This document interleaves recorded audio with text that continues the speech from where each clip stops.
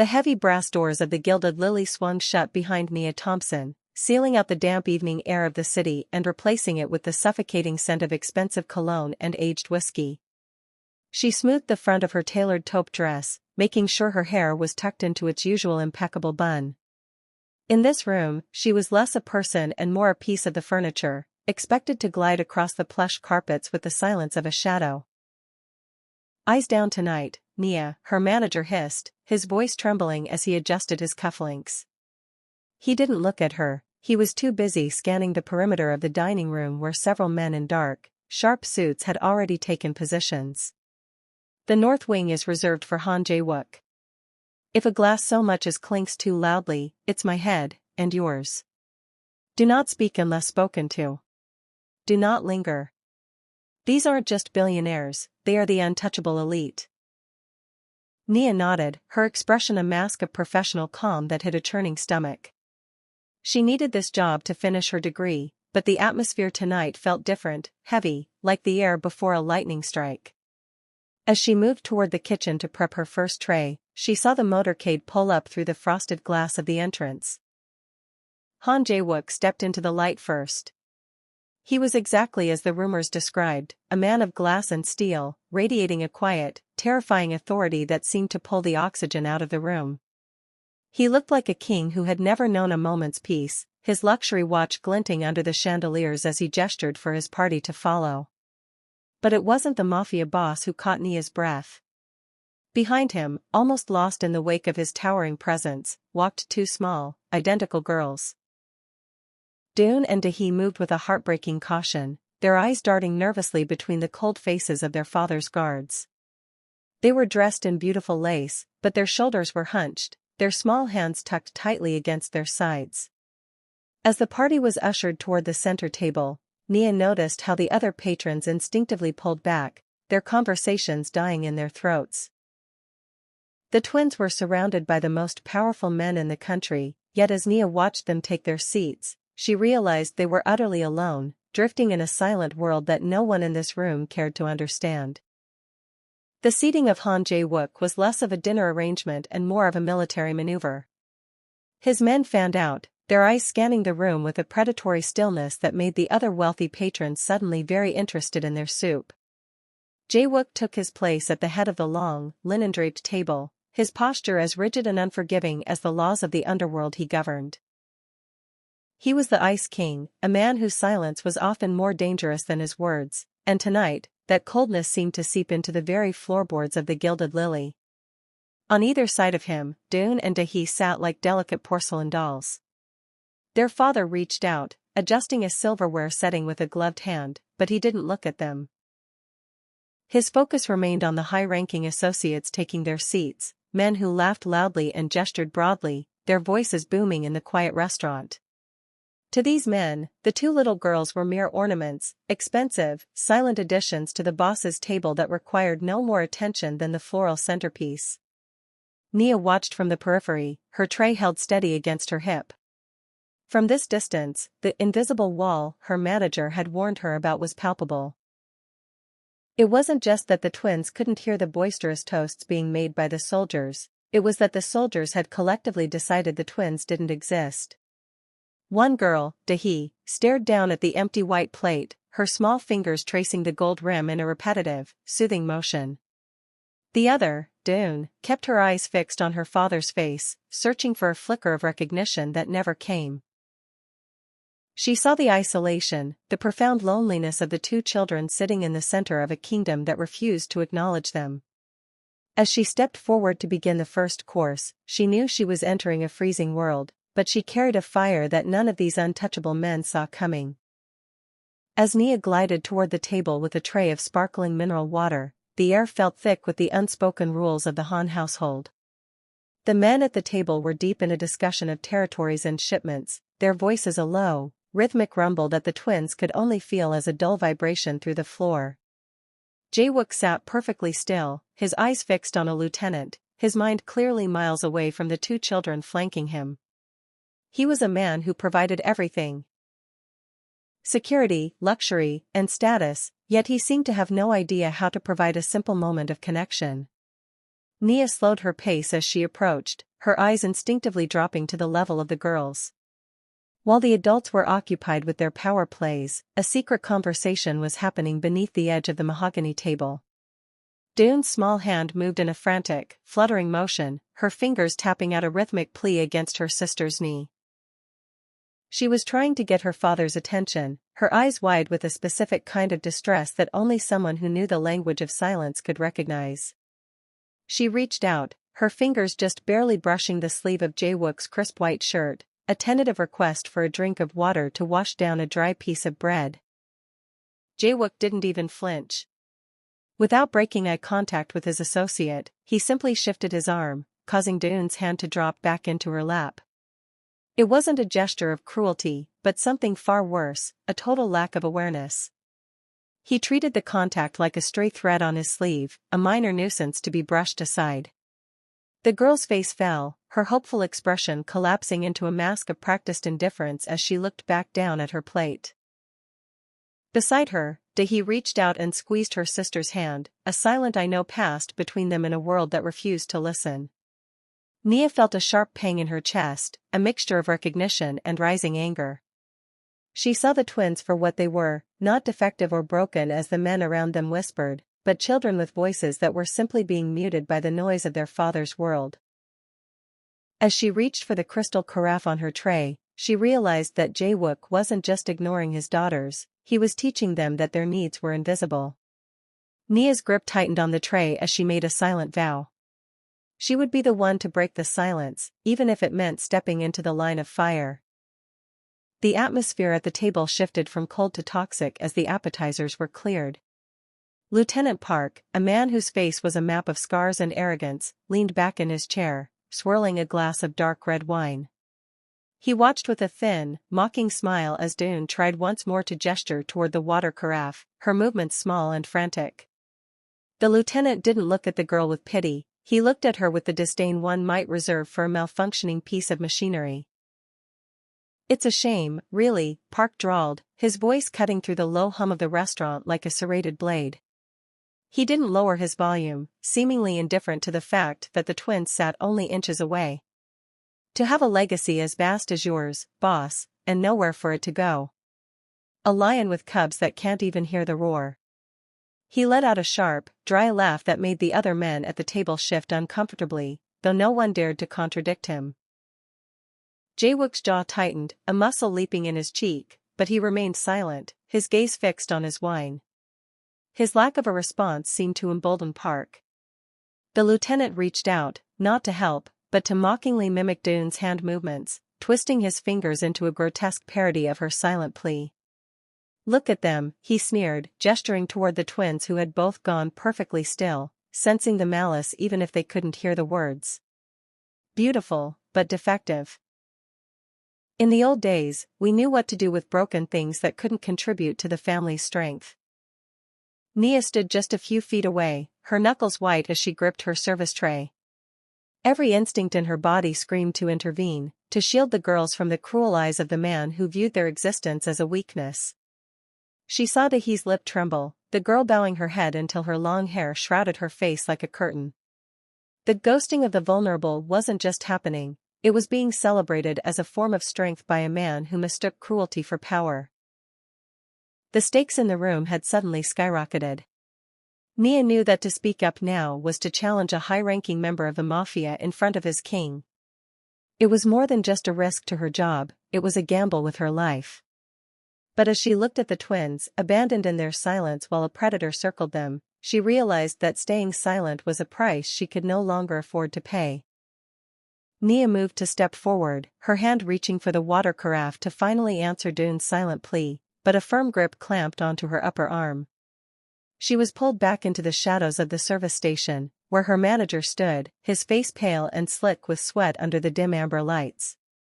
His eyes were frantic, darting toward the head of the table where Lieutenant Park continued his cruel performance. "What are you doing?" he whispered, his voice trembling with a jagged edge of panic. "I told you to stay invisible. You do not go near those girls." Nia looked at him, her dark eyes flashing with a mix of disbelief and simmering heat. "They need water." They've been trying to ask for 10 minutes and no one. It doesn't matter, the manager cut her off, his grip tightening until it was painful. That is the boss's table. He provides for them how he sees fit. Your job is to serve the men, Nia. Only the men.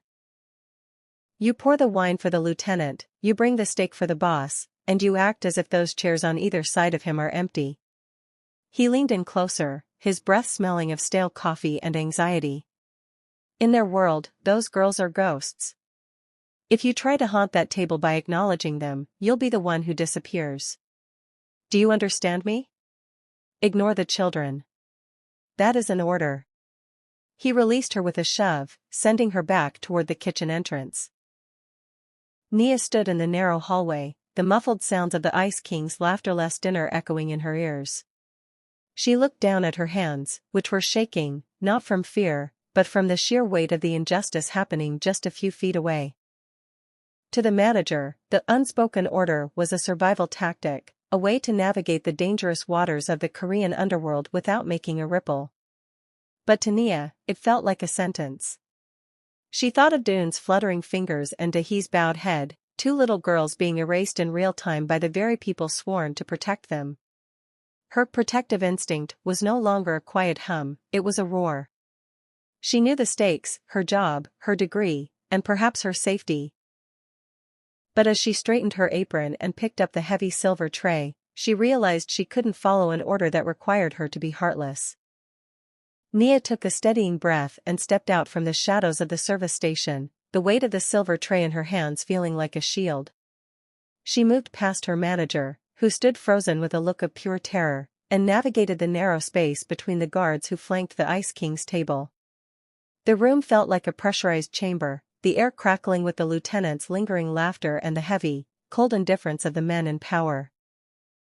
Nia didn't look at the lieutenant, and she didn't look at Jae-wook. She focused entirely on the two small figures who had been written out of their own lives. She set the tray down with a soft, deliberate click that seemed to echo in the sudden hush. Slowly, Nia lowered herself, breaking the vertical hierarchy of the room until she was at eye level with the twins. Out of the corner of her eye, she saw the guards shift, their hands moving toward their jackets, and she felt Jae-wook's piercing gaze lock onto her with the intensity of a predator. But she didn't flinch. With a warm, patient smile, Nia raised her hands into the girl's line of sight. She began to move them in a fluid, graceful dance, using Korean Sign Language, KSL, to bridge the silent chasm. Hello. My name is Nia, she signed, her movements clear and respectful. I see you. Are you thirsty? Would you like some water? The effect was instantaneous. Doon, who had been staring at her plate in a hollow trance, gasped softly, her eyes widening as they met Nia's. Beside her, Dahee's withdrawn posture vanished, she leaned forward, her small hands trembling as she signed back a tentative, hopeful yes, please. For the first time all evening, the twins' faces were illuminated by a spark of genuine joy. They weren't ghosts anymore, they were children who had finally been heard. The rest of the restaurant seemed to fall away into a void. The clinking of silverware stopped, and the lieutenant's mocking grin curdled into a look of baffled fury. Above them, Jae-wook sat as if turned to stone. He watched Nia's hands, hands that were doing what his billions, his power, and his specialists had failed to do. Nia had dropped her professional mask and crossed a line from which there was no returning. She had broken the barrier of silence, and as the mafia boss slowly began to rise from his chair, the entire room held its breath to see if she would be crushed or elevated for her defiance. The silence that followed Nia's last sign was not the peaceful quiet of a library, but the heavy, airless vacuum that precedes a bomb's detonation. Every diner in the Gilded Lily seemed to freeze mid-bite, their eyes darting toward the center table where a waitress had just shattered the most sacred rule of the underworld: do not interfere with the boss. The movement from the perimeter was synchronized and lethal. 3 of Jae-wook's guards took a step forward, their hands disappearing into the dark folds of their jackets. Their faces were granite masks, devoid of emotion as they waited for the single nod that would signal Nia's removal, or worse. The manager, watching from the wings, looked as though he might faint, his hands clutching a linen napkin so tightly his knuckles had turned ghostly white. Jae-wook slowly stood up, the chair leg scraping against the floor with a sound like a blade on a whetstone. He loomed over Nia, his presence massive and terrifyingly still. Up close, the Ice King was even more formidable. The luxury watch on his wrist ticked away the seconds of Nia's life as he stared down at the young woman who had dared to touch the hearts of his daughters. His gaze traveled from Nia's steady hands to her eyes, searching for the fear he was accustomed to seeing in everyone who crossed him. But Nia stood her ground, her back straight and her chin tilted up just enough to maintain eye contact without appearing aggressive. She felt the cold sweat on the back of her neck, but her protective instinct acted as an anchor, keeping her from drifting into a panic. Beneath her, the twins were still watching her, their eyes wide and hopeful, and Nia knew that if she flinched now, the fragile bridge she had just built would collapse forever. "You," Jae-wook said, his voice a low, gravelly vibration that seemed to make the wine in the glasses tremble. The guards moved another inch closer, the circle tightening around her. Lieutenant Park leaned forward, his eyes gleaming with a sick anticipation of the violence to come. The entire restaurant had gone cold, the atmosphere so brittle it felt as though the slightest breath would shatter it. In that frozen moment, Nia wasn't just a waitress. She was a woman standing at the edge of an abyss, waiting to see if the man in front of her was a monster or a father. Jae-wook's shadow fell over Nia, his eyes narrowed as if trying to decipher an impossible riddle. The guards were a heartbeat away from intervening, their presence a suffocating wall of dark suits and hidden steel. The mafia boss leaned in, his voice dropping to a dangerous, private whisper that bypassed the eager ears of his associates. "Where did you learn to speak to them?" he demanded, his gaze flickering to his daughters, who were still looking at Nia as if she were a miracle. Nia didn't look away, though the pressure in the room was enough to make her knees tremble. She lowered her hands, resting them gently over her heart. "I didn't learn it in a classroom, Mr. Han," she said, her voice steady despite the predators surrounding her. "I learned it at home. My younger brother was born into the same silence your daughters live in." A flicker of something, not quite softness, but a jagged sort of recognition, crossed Jae-wook's face. Nia continued, her words flowing with the quiet strength of someone who had lived through the struggle she saw in the twins' eyes. "For years, people looked at him the way they look at Dune and Dahi. They saw a defect instead of a boy who had so much to say. I became his voice because I couldn't stand to see him become a ghost in his own house." She looked directly at the mafia boss, defying the no eye contact rule one last time. "I worked 3 jobs to pay for his speech therapy and his KSL tutors. I learned every sign alongside him because a family shouldn't be a place of silence." The lieutenant let out a sharp, derisive snort, but Jae-wook silenced him with a single, lethal glance that sent the man recoiling back into his seat. The boss turned back to Nia, his expression unreadable, yet the icy aura that had gripped the table seemed to thin. He had spent millions on the best experts money could buy, yet he was looking at a waitress who possessed a wealth of empathy his empire could never replicate. In the center of this world defined by violence and secrets, Nia had just shared the most dangerous secret of all: she cared. The silence at the table was no longer a weapon of intimidation, but a heavy, expectant void. Jae-wook remained standing, his hands resting on the edge of the white linen cloth, his knuckles white as he processed Nia's revelation. He looked at his daughters, the heirs to a legacy of blood and iron, and for the first time, the Ice King looked vulnerable. He had built a fortress to keep them safe, yet Nia had just pointed out that he had inadvertently built a prison. With a slow, deliberate movement, Jae-wook gestured for his guards to step back. The men hesitated, glancing at the lieutenant, before retreating into the shadows of the restaurant's pillars. The boss turned his full attention to Nia, his voice losing its jagged edge, replaced by a raw, desperate curiosity. "I have hired the best doctors in Seoul," he said, his voice barely a whisper. "I have given them every luxury, every tutor. And yet, they look at me as if I am a stranger." He paused, his gaze dropping to the girl's small hands, which were now still and resting on the table. "For months, they have been signing to each other. They have been trying to tell me something, and I I have been deaf to them. He looked up at Nia, his dark eyes searching hers with a plea that no one in the underworld would believe could come from Jae-wook. Tell me, he commanded, though the word felt more like a request. What have they been trying to tell me? What is it that I am missing? Nia looked at the twins, her heart aching at the weight of the moment. She saw Doon's hopeful eyes and Dahee's cautious stare. She realized she wasn't just translating words, she was translating a lifetime of neglected emotions. The stakes were no longer just about a job or a meal, she was now the keeper of the Han family's secrets, the only one capable of unmasking the truth behind their silent pleas. The air in the restaurant didn't just turn cold, it became absolute zero. Jae-wook did not scream or flip the table, instead, he settled into a terrifying, crystalline stillness. He looked at Lieutenant Park, who was now trembling so violently that his wine glass rattled against the mahogany. The Ice King leaned forward, his voice a whisper that carried the weight of a death sentence. You thought they were broken, Jae-wook said, his eyes reflecting the sharp, unforgiving lights of the chandeliers. But the only thing broken in this room is your loyalty. With a flick of his wrist, a signal so subtle it was almost invisible, the guards who had been circling Nia suddenly pivoted. They seized Park by the arms, dragging him backward out of his chair. The lieutenant began to stammer an excuse, but a guard's heavy hand silenced him as they hauled him toward the rear exit, away from the eyes of the children he had tormented. Jae-wook turned back to Nia, who was still kneeling beside the twins, her hands resting protectively on their shoulders. The restaurant was deathly quiet, every patron watching the transformation of the most dangerous man in the city. He reached out, and for the first time, he didn't just brush his daughters aside.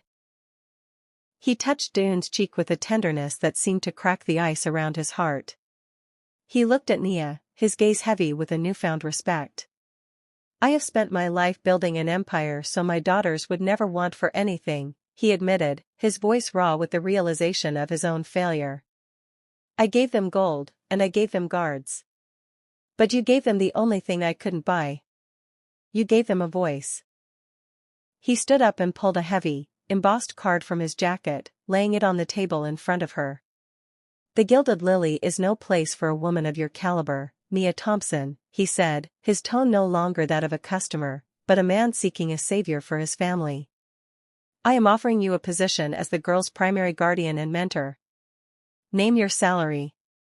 Name your terms. I only ask that you never let them be invisible again. Nia looked at the card, then at the twins, who were watching her with wide, pleading eyes. The waitress was gone, the voice had arrived. She reached out and took the card, her fingers steady as she realized that her life, and the lives of the two girls clinging to her, had just changed forever. Some months later, the cold, suffocating silence of the Han estate had been replaced by a vibrant, rhythmic energy. The Ice King still governed his empire with an iron fist, but when he stepped through the heavy oak doors of his home, the armor of the mafia boss began to melt.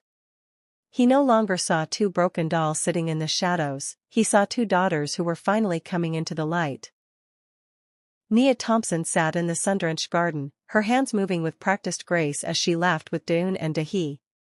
She was no longer wearing the service dress of a waitress, she stood with the quiet authority of the woman who had saved a family from its own isolation. As Jae-wook approached, the twins didn't shrink away or look to the floor. Instead, they jumped from their stone bench, their hands flying through the air as they signed a frantic, joyful greeting to their father. Jae-wook paused, watching them with a look of profound wonder. Under Nia's guidance, he had begun to learn the language of his children, his large, scarred hands now capable of signing a clumsy but heartfelt "I am home." Nia stood back, watching the bridge she had built hold steady under the weight of their new connection. She had become more than a guardian. She was the interpreter of their souls, the one who had taught a powerful man that the loudest voice in the room isn't always the one that speaks. The ghosting of the vulnerable was a thing of the past. In this house, empathy was the ultimate power move, and kindness was the currency that mattered most. As the sun set over the estate, casting long, warm shadows over the grass, Nia realized that she was no longer working to survive. She was living to make sure no one else was ever made to feel invisible. The twins had found a friend, the boss had found a conscience, and Nia had found a family. In the world of Han Jae-wook, the silence had finally been broken, and for the first time everyone was listening.